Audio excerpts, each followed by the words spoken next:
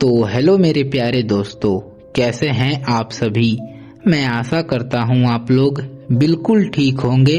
तो आइए यह कहानी को शुरू करते हैं। खेतों के बीच का वह साया, एक गांव का अनकहा सच। शहर के चकाचौंध से दूर मेरा गांव आज भी पुराने परंपराओं और लोक कथा के परतों में लिपटा हुआ है। चारों ओर फैले हुए खेत, सदियों पुराने विशाल पेड़ और अमावस की रात में सन्नाटे को चीरती हुई हवाएं। यहाँ दिन तो काफी खूबसूरत होते थे, लेकिन रातें किसी और ही दुनिया का एहसास कराती थी। गांव के बुजुर्गों की चेतावनी हमेशा कानों में गूंजती थी। सूरज डूबने के बाद खेतों के तरफ मत जाना, वहाँ कुछ ऐसा है जिसका सामना करना किसी के लिए भी शुभ नहीं। हम युवा इसे केवल कहानी और अंधविश्वास समझते थे, लेकिन एक रात उस खौफ ने हमें सच के करीब लाके खड़ा कर दिया। पीपल और वह रहस्यमयी आकृति। गांव के अंतिम छोर पर एक विशाल खेत था, जिसके ठीक बीच में एक प्राचीन झुका हुआ पीपल का पेड़ खड़ा था। किंवदंतियां थी कि आधी रात को वहाँ पे एक बूढ़ी औरत दिखाई देती है, सफेद वस्त्रों में लिपटी, उलझी हुई बालों वाली और हाथों में अजीब सी वस्तु थामे हुए। अक्सर खेतों के पास से गुजरने वाले लोग रात के सन्नाटे में किसी के कराने या फुसफुसाने की आवाज सुनते थे, जो सीधे रूह को कपा देती थी।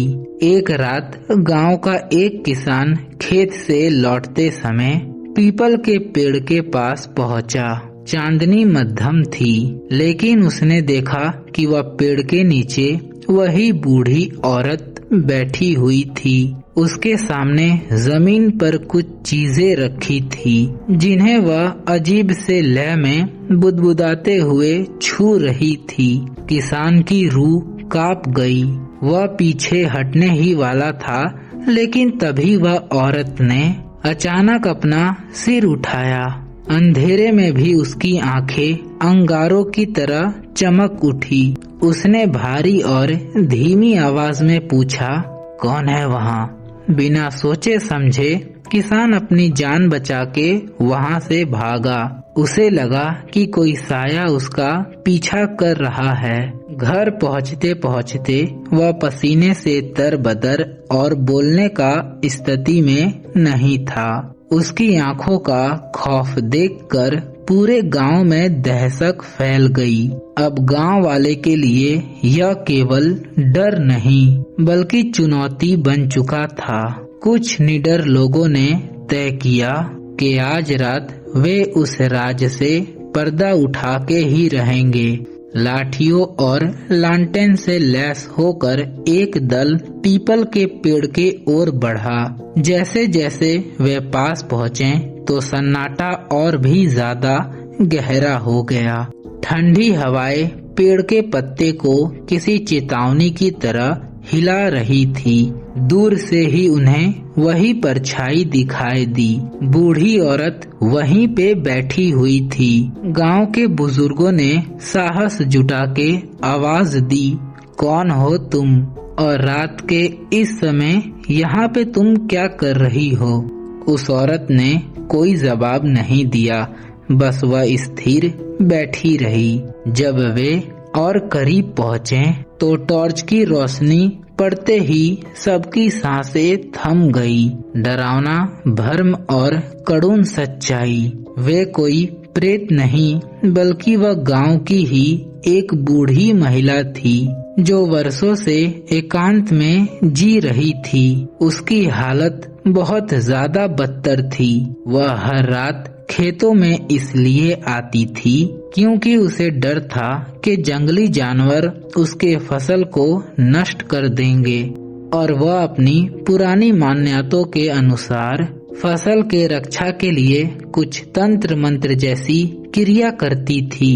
वह बीमार थी और लाचार भी थी, और यहाँ तक अकेलेपन के बोझ में भी दबी थी। जिसे हम लोग डरावना साया समझ रहे थे, वह असल में एक बूढ़ी औरत का अपने खेत को बचाने के लिए छोटा सा टोटका था। उस दिन के बाद गांव वाले ने अपने बर्ताव को बदला। उस दादी की देखभाल की जाने लगी। उन्हें अकेलापन नहीं खलने दिया गया। लेकिन आज भी जब वह गांव में रात बहुत गहरी होती है और खेतों के बीच से हवा गुजरती है, तो कभी कभी कुछ लोग वह पीपल के पेड़ के नीचे एक सफेद साया देखने का दावा करते हैं।